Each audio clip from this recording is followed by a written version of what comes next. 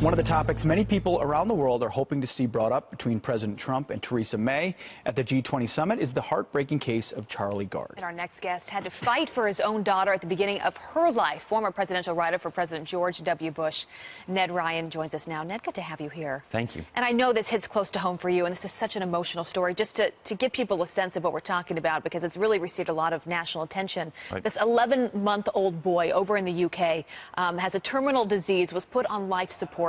Right. The courts in the UK have now given permission for the hospital to take this boy off life support, but as you can imagine, the parents are fighting for his life. They want to do everything they can to save their child. Now you have the Pope chiming in, President Trump with his support, saying we want to help bring him back to the United States.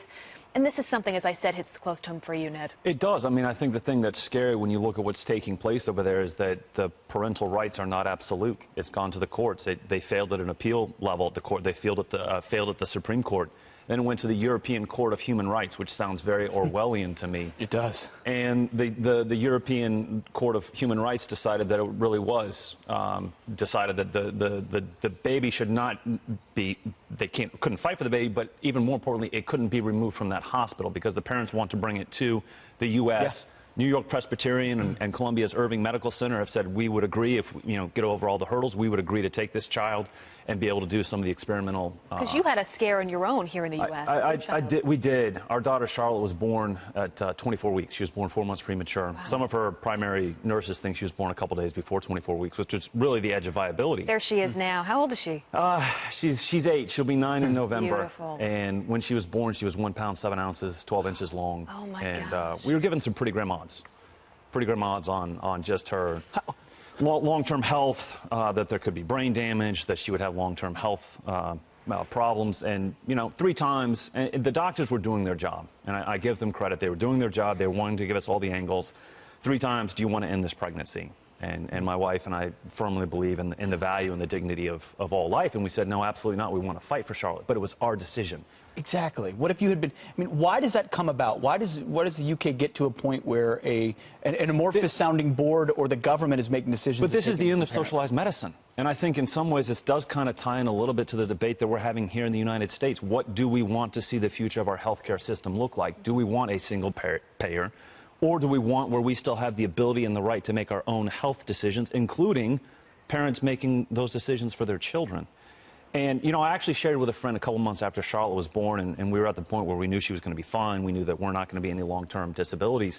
But I said, I think what the future looks like, and we have to be very careful of, this might not be my decision, my wife's and my decision in the future. It might be decided by a board who will say, you know what, this doesn't make sense. We are not going to spend hundreds. It's not cost-effective. It's not cost-effective because it costs us hundreds of thousands of dollars to save one life. But we're talking about a life, though, Ned. Exactly. Right, we're talking about a life and real emotion. How can you put a dollar value on a human life? Yeah.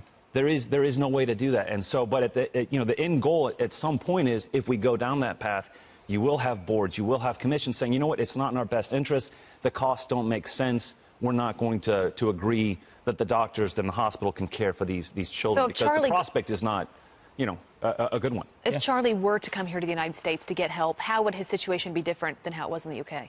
Well, it gives the parents the ability to say, we will pursue this experimental treatment. Give it a shot. We'll give it a shot. I mean, again, the odds are pretty grim as they are, but at least give them a shot to say, we're going to fight. It's your right. You can try this experimental treatment. And that's the difference. Again, it comes down to parental rights. Who has...